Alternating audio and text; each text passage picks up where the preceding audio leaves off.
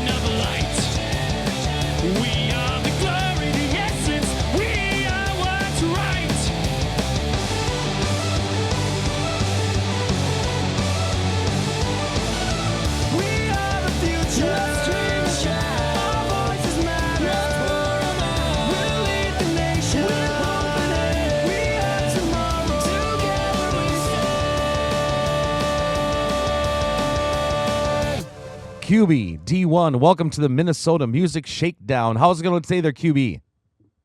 Hey man, I'm good. Thanks for having me on. How are you? I'm doing great. QB is from the band The Outlet, and they got some great electronic rock band music. And QB, where are you zooming in from today? So I live near Duluth. North of you. Yeah, absolutely. And you're a music educator, correct? That's right. So do you teach band, choir? What do you teach? I teach at a small K through 12 school. So I teach everything. K through 6 is general music. And then 7 through 12 is like a hybrid of band and choir because I have musicians who play instruments and singers who sing to those players. Okay. That's interesting. That's great. How long have you been doing that for? 7 years. Great, man. That's great. So can you tell us about your band, The Outlet? So The Outlet is a band that started in 2008. And they met at Brookings, South Dakota State. And then they moved to Sioux City, Iowa. They were a 6-piece band, and they played a bunch of shows in Sioux City and kind of got good traction. They covered Heartless by Kanye West in their own style, and it kind of blew up in the city. They had a connection with the local radio station, and they played it a bunch, and it was cool. They ended up getting signed to Dirtbag Records, which is like a subsidiary of Warner, the Warner Music Group. And they told them to move to a bigger market. So in 2010, they moved to Minneapolis and did a bunch of stuff, made a bunch of songs, but of course that was back in the day of MySpace. So the outlet's music wasn't like on Spotify or iTunes or anything like that. And then, you know, like most bands, they just broke up after like 3 years. Fast forward to now. QB D1 is my name because QBs are an entity that the humans don't even know exist, that live inside the electrical grid. And they were not a species until electricity was invented. And then as the internet came in, all that information from the humans started infiltrating the QB world, including the music. So a couple of us QBs, a couple of my buddies, we liked this outlet music because it's electronic. It really spoke to us. And we'd realized that they had broken up years ago and gave up. So we stole all the music and we're re-releasing it right now. And a year ago this month, in February, the QBs started releasing the outlet's music. And we've been doing song after song after song. We worked with a human named Waltz who remastered all these tracks. And now we have one full album out. And our next album comes out on March 22nd. How did you guys get your idea for wearing cubes on your heads? Or is that how you were born? You see, QBs just look this way with the cubes on our heads. However, for all of our new human fans who like our stuff, we do sell QB heads that are replicas of ours. So if you want to join the current, is what we call our fan base, you can get a QB head of your own and wear it. Now, however, we can't take ours off because that is just who we are. So imagine me as a teacher. These kids have to have a QB as their teacher. Does the QBs have any other contemporary bands or previous bands that influenced them in this type of dress on stage and on videos? You know, I'll tell you, everything that we have comes from humans. So all the music that you listen to is the music we listen to, everything we love. So it depends on the band member, on the influence. I will say my biggest influence is Daft Punk. So I love how those humans wear their robot heads. So we hope that we influence a bunch of humans to wear our QB heads. Obviously, we can't take ours off, but we are influenced by that. And musically, we're obviously influenced by Daft Punk as well. What are some of the other names of the performers in the outlet? So, our lead singer is QB W2. And of course, when we're talking, we don't say QB. That'd be like saying, hey, human Mark. So it's W2 is our lead singer. W1's our lead guitar player who lives in Utah, wildly enough. And our drummer is F1. And of course, me, the bass player, D1. What's your guys' songwriting process when you come up with new songs? So as of right now, we're still stealing all of the outlet's music because they made so much. And if you're interested in those humans, they still exist.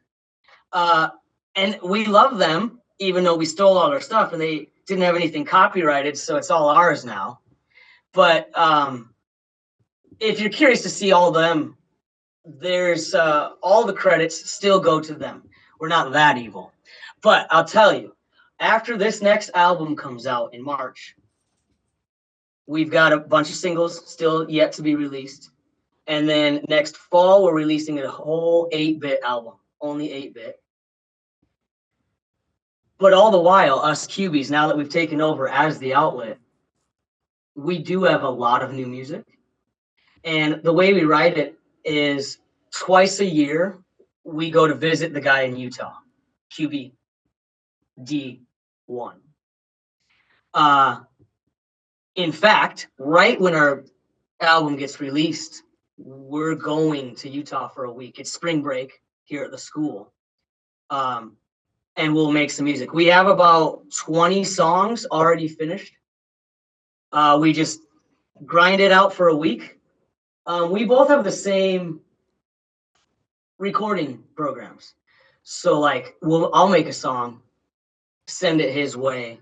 He'll either edit it or add something to it and vice versa. And then in July, he comes here for a week. So we get about 2 weeks of FaceTime with each other. And that's where we really dig down and make, the songs a real thing. I want to tell you about one of my favorite bars in the Roseville/St. Paul, Minnesota area, the B-Dale Club, located on the corner of County Road B and Dale's. Motto is a place for family, a place for friends, a place for fun, and that is the Stone Cold Truth. Looking forward to next Thursday for our first Underground Jam series of the season, featuring Mr. Andy Crowley of the St. Paul Saints. It's going to rock. Robbie, Connor, Dustin, Kate, the entire bar staff are all state-of-the-art cocktail wizards. As of late, my libation of choice is the classic Tito Soda with a lime cocktail. They're to quote 16-time world champion Ric Flair, "Tasted little devils."